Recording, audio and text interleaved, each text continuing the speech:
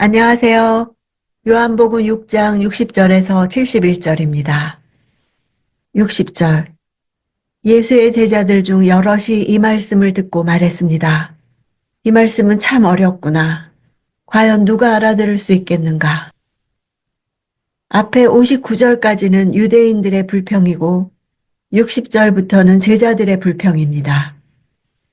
유대인들의 불평과 제자들의 불평을 나란히 놓은 이유는 그들의 불평이 본질적으로는 불신에서 나온 것이고 둘이 다르지 않다는 것을 말해줍니다.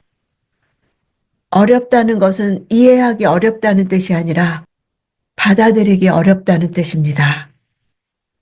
예수님의 말씀이 어려운 이유는 듣는 사람들의 관심과 예수님의 관심이 다르기 때문입니다. 그들은 철저하게 자신들이 이 세상에서 필요한 것들을 예수님께 얻으려고 했지만 예수님은 하늘의 양식을 주시려고 했기 때문입니다. 61절. 예수께서는 제자들이 이 말씀에 대해 수군거리는 것을 알고 말씀하셨습니다. 이 가르침이 너희 마음에 걸리느냐? 진리의 말씀을 들을 때 사람들은 회개하거나 분개하는 둘 중에 한 가지 반응을 보입니다. 복음이 제대로 선포되는 곳에는 늘 복음이 걸림이 되는 사람들이 있습니다. 예수님을 믿는 것을 보험이나 투자 정도로 생각했던 사람들에게는 충격적인 요구입니다. 치러야 할 대가가 기대하는 것과는 다르기 때문입니다. 62절. 만약 인자가 전에 있던 곳으로 올라가는 것을 본다면 너희는 어떻게 하겠느냐? 인자는 예수님이 자기의 순환과 죽음을 말씀하실 때 쓰시는 자기 호칭입니다. 전에 있던 곳으로 올라가는 것은 십자가와 부활과 승천을 말하는 것입니다. 올라간다 하는 말은 모세가 광야에서 뱀을 든 것 같이 인자도 들려야 하리니 하는 표현과 같습니다. 예수님이 하시는 말씀은 지금 이런 말을 듣고도 걸림이 된다면 내가 실제 이 말대로 십자가에 달려서 피를 흘리는 것을 본다면 어떻게 하겠느냐는 것입니다. 예수님은 제자들 속에 믿음이 없음을 보신 것입니다.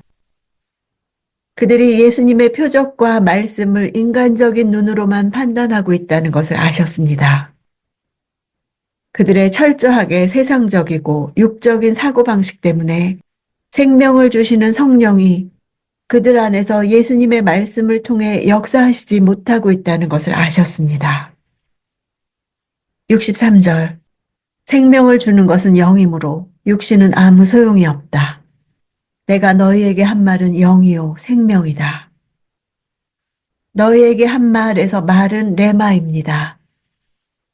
예수께서 분명하게 하신 말씀들입니다. 자신의 말씀들 속에 생명의 영과 생명의 능력이 존재함을 선포하신 것입니다.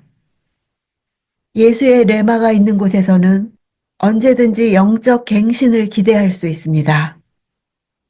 제자들이 계속해서 육적으로만 생각하면 만나를 먹고 광야에서 죽은 이스라엘 백성처럼 오늘 당장은 배부르겠지만 그들이 의지한 썩을 양식처럼 그들도 썩어 없어지고 말 것입니다. 하지만 말씀으로 오신 예수님을 받아들이면 새 생명의 역사가 일어나는 것입니다. 65절. 예수께서 계속 말씀하셨습니다. 그러므로 내가 너희에게 아버지께서 허락해 주신 사람이 아니고는 아무도 내게로 올 수 없다고 말한 것이다. 자신이 정말 하나님이 주신 마음에 이끌려 예수님께 나아온 것인지 아니면 자기 필요에 이끌려 육적인 생각으로 예수님께 나아온 것인지 잘 점검하라는 것입니다. 더 이상 썩을 양식을 위해 예수님을 따르지 말고 하늘 양식이 필요하다는 사실을 인정하라는 것입니다. 결국 자기의 줄인 욕망을 채우는 데 방해가 된다면 예수님까지도 팔아넘기게 될 것이기 때문입니다. 66절. 이 말씀 때문에 예수의 제자 가운데 많은 사람이 떠나갔고 더 이상 그분과 함께 다니지 않았습니다. 더 이상 자신들의 기대를 채우기 어려울 것이라고 여긴 제자들이 떠나갔습니다. 한때는 새로운 세상이 되었다고 좋아했을 것입니다. 한때는 예수만이 희망이고 구원이라고 생각했습니다. 그러나 이제 그들에게 예수는 몽상가에 불과했습니다. 그들은 예수님이 말씀하신 대로 계산을 했습니다. 그리고 수지타산이 안 맞는다는 이유로 예수라는 상품을 사지 않기로 합니다. 치러야 할 값이 너무 비쌌습니다. 가격 대비 만족도가 너무 떨어진다고 생각했을 것입니다. 68절 시몬 베드로가 예수께 대답했습니다. 주여, 영생의 말씀이 주께 있는데 저희가 어디를 가겠습니까? 영생의 말씀 할 때 말씀은 레마입니다. 주께서 하신 말씀 가운데 담긴 진리를 깨달아 아는 사람은 어떤 경우에도 그분에게 등을 돌리지 못합니다. 그리스도를 배반하는 대개의 경우들은 이와 같은 말씀에 대한 바른 지각이 없음에서 비롯되는 것입니다. 70절 그러자 예수께서 대답하셨습니다. 내가 너희 12를 택하지 않았느냐? 그러나 너희 중 하나는 마귀다.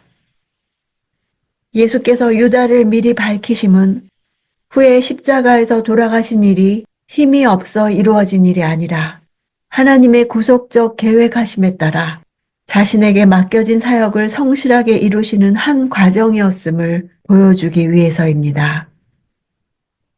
유다가 부르심을 받을 때부터 마귀는 아니었을 것이나 지금 그는 마귀의 지배 아래에 있으며 그의 일을 하는 상태임을 밝히시는 것입니다. 자신을 사탄의 도구로 내어주었으므로 그 일에 쓰임이 되었습니다. 자신을 성령의 도구로 드리는 사람들은 악한 목적으로 사용되는 일이 없습니다. 불평하고 떠나고 팔아 넘기기까지 하는 사람들과 끝까지 예수님을 따르겠다는 두 부류의 사람들이 등장합니다. 복음이 선포되는 곳에는 늘 이런 현상이 일어납니다.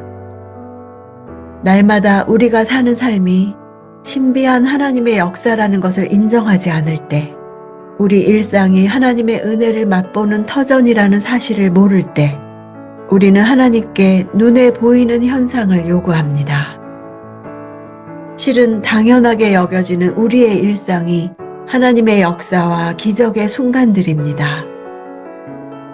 그럼에도 원하는 것을 주지 않는다고, 예수 믿어도 인생이 내 뜻대로 되지 않는다고, 말씀이 심기를 불편하게 한다고 떠나고 싶은 것이 우리입니다.